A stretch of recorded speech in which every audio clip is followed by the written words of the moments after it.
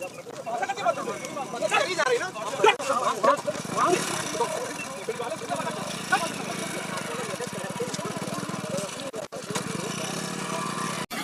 हैं पुलिस प्रशासन जो है पूरी तरह से एक्टिव है, और अगर जो भी ग्रामीण के लोग हैं अगर वो कहीं कहीं अपना उपद्रव या कुछ भी दिखाने की कोशिश कर रहे हैं तो पुलिस किस प्रकार से लोगों को घसीट ले रही है, आप ये देख सकते हैं। लगातार ये बात करें,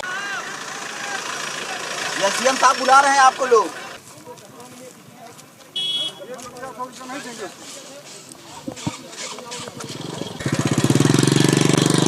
सर, आज जो ध्वस्तीकरण की कार्रवाई हो रही है, क्या मामला पूरा किस बात को लेकर ध्वस्तीकरण? ये ध्वस्तीकरण नहीं है, ये मुख्य रूप से ग्राम समाज की जमीन है।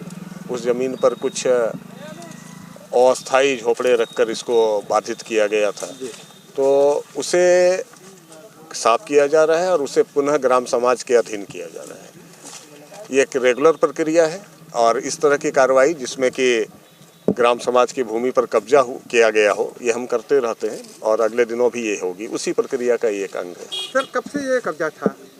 जो हमारी जानकारी है, ये कब्जा करीब 2-3 महीने से ये था, जो मुझे जानकारी है। सर, देखा गया उसमें बड़े बड़े वृक्ष लगाए हुए, ऐसा नहीं लग रहा है तो काफी दिनों से लग रहा है? देखिए, ये हमारे जानकारी में लगभग 3 महीने पहले आया था, तो ऐसी स्थिति में मैंने तत्काल जो उचित प्रक्रिया है उसके अंतर्गत कहा कि इसे वापस ग्राम समाज के अंतर्गत होना चाहिए। दूसरी बात है कि किसी भी पक्ष ने यहाँ के कोई दावा नहीं किया कि ये उनकी ज़मीन है या उनका कोई दावा बनता है। ऐसी स्थिति में हमारे अभिलेखों में स्पष्ट है कि ये ग्राम समाज की ज़मीन है, वो ज़मीन पुनः ग्राम समाज के नियंत्रण में जाती है। दलित की हत्या से जोड़ के देख रहे हैं लोग, आपको जानकारी है। और इसमें एक प्रक्रिया होती है, इसमें एक प्रक्रिया होती है जिसका पालन करना होता है।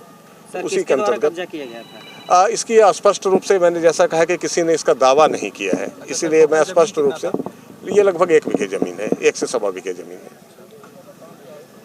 तो कहीं ऐसा तो नहीं सर कि हत्या हो गई? जो दलित की हत्या हुई है, आरोपियों ने कब्जा किया। मैं बता रहा हूँ, भी होना चाहिए था। आप बता रहे हैं कि 3 महीने पहले लगभग। हाँ, नहीं, ये जानकारी जो दी गई, इसके बाद प्रक्रिया में वक्त लगता है, समय में वक्त लगता है।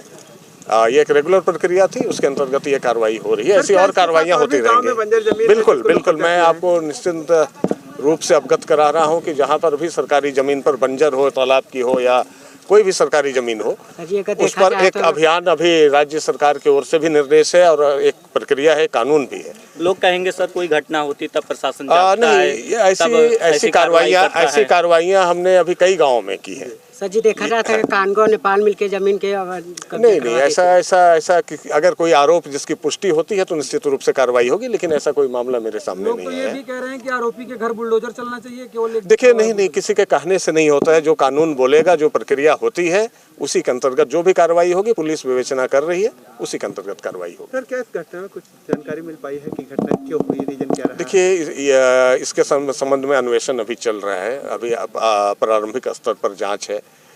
पुलिस इसके मामले में गिरफ्तारियां कर रही है, वो प्रक्रिया बढ़ा रही है। तो फिर सर, देवी शंकर अपने घर में इकलौता कमाने वाला था, माँ बाप बूढ़े हैं, पत्नी मर गई है, बच्चे उसके हैं, तो उसके लिए प्रशासन से क्या? बिल्कुल, जो हमारे विधि संगत व्यवस्थाएं हैं उसमें मैं थोड़ी बहुत जानकारी दे सकता हूं कि हमने उनके लिए माननीय जिलाधिकारी महोदय और उच्च अधिकारियों के निर्देश पर वो सभी कार्रवाइयां प्रारंभ कर दी है, जिससे कि उस परिवार को राहत मिल सके, रहने को घर मिल सके और उनकी बच्चों के पढ़ाई की व्यवस्था हो सके। वृद्धों के लिए जो पेंशन की योजनाएं हैं वो सारी प्रक्रियाएं प्रारंभ कर दी हैं और ये सभी लाभ उनको 7 दिनों के अंदर उपलब्ध हो जाएगा। सर, परिजनों का कहना है कि उनकी एक लड़की है जो शादी के योग्य हो गई है, क्या शादी की व्यवस्था भी प्रशासन कराएगा? जब जो भी अभी उनके संरक्षक हैं वो जब ये हमें अवगत कराएंगे कि शादी की कोई इच्छा है या शादी की ये तय हो रही है, तो हमारे यहाँ जो नियम है हम निश्चित रूप से उसके अंतर्गत उनकी मदद करेंगे। ठीक है, धन्यवाद।